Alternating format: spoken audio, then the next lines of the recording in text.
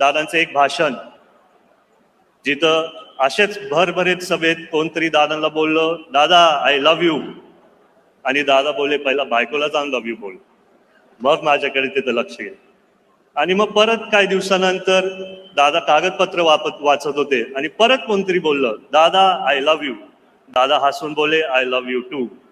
आणि आज मी दादांचा उल्लेख करणारे तुमच्या सर्वांसाठी सर्व बारामतीकर आय लव्ह यू टू.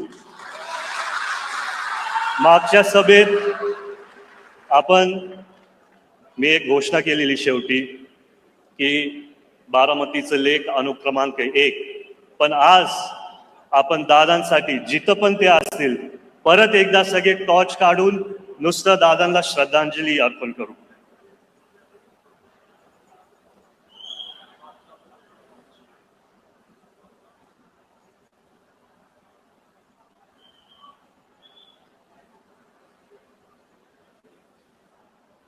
एवढं प्रेम दादा जिथं पण असतील त्यांचं पण मन भरून येईल आज.